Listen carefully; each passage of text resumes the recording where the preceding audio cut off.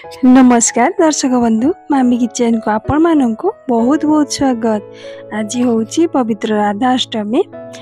पाखरे मोर एतिकी प्रार्थना जे आपण सपरिवार वर्ग सुस्थ रुहतु एवं निरोगी रुहतु। से राधाष्टमी उपलक्षे मु गोटे मिठा प्रस्तुत करी। जो मिठा गोटे गिना क्षीर एवं गोटे गिना अमूल पाउडर एवं किछि चीनी रे ए मिठाटी प्रस्तुत होईछि। ए मिठाटी देखिवा को जेमिति सुंदर सेमिति खाइबा को मध्य बहुत भल लगे।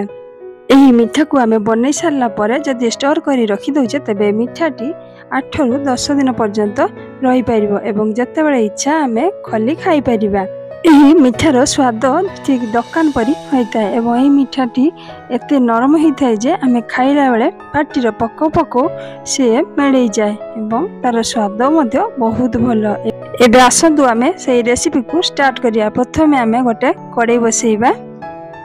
कड़ाई बसै सेथिरे गोटे चमच गुआ घी देबा। सेही भितरे मु गोटे गिना क्षीर रे किछि केसर पकै रखिछि। से क्षीर को मध्य दे दबा। क्षीर को दे सारा पर से 4 चमच आम चीनी दे दबा।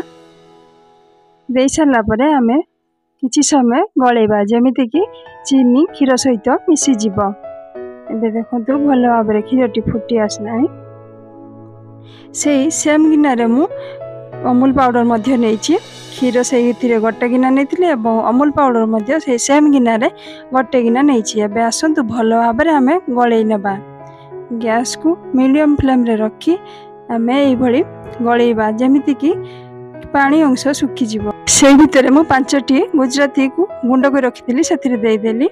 एबे आउ किछि समय गलै नेबा। गुजराती गुंड मध्य सेथिरे मिसी जीवो एवं भल भाव रे ए सुखिला हे जीवो। भल भाव रे सुखिला हेले मिठाटी भल होइता। एबे सेथिरे आउ गोटे चमच गुआ घी देई देबा। आउ किछि समय एपट सपट करि नेबा। देखंतु एबे मोर मिश्रणटी भल भाव रे होई गलानी। आउ किछि समय एई भली करबा। जदि मो वीडियोटी आपनको भल लागे तबे लाइक एवं सब्सक्राइब करिया को भूलिबानी। एबे मिश्रण को अन्य पात्र को खोली नेबा। मु गोटे प्लेट रे किछि घी देइछि एवं सेथिरे से मिश्रण को खोली नेली। आउ किछि समय ठंडा करिया को छाड़ी देबा। ठंडा हेई गले आमे सेही मिश्रण रे मिठा प्रस्तुत करिबा। एबे देखंतु भल भाव रे ठंडा हे गला। हाथ रे आमे भल भाव चकटी नबा। चकटी नेले मिठाटी भल होइताए। देखंतु एई भली आमे चकटी नबा एवं गुआ घी हाथ हेई के आमे चकटीबा। तबे मिठार स्वाद मध्य भल लागे एवं गुआ घी रो बास्ना मध्य बहुत भल। जदि मिश्रण को शीघ्र ठंडा करियार अछि तबे फ्रिज रे आमे 5 मिनिट रखि देले शीघ्र ठंडा हो जाय थाए। एबे मोर मिश्रणटी भल भाव चकटी हे गला। एबे आसंतु आमे पिठा प्रस्तुत करि नेबा।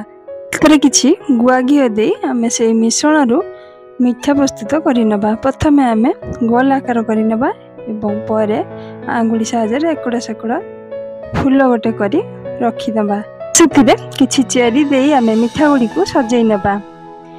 एबे देखंतु मोर भल भाव रे मिठा गुडी को रेडी हे गला। एही मिठा बनेबा को बेसी समय लागु नै किंबा अधिक जिनिस एथिरे दरकार हेउ नै।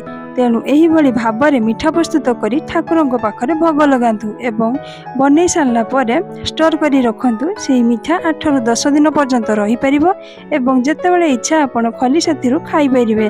केमिति लागुची अनुभूति मो सहित शेयर करंतु। वर्तमान पाई रहुची पुणी देखा हबो नुवा वीडियो नुवा रेसिपी सह। जय जगन्नाथ।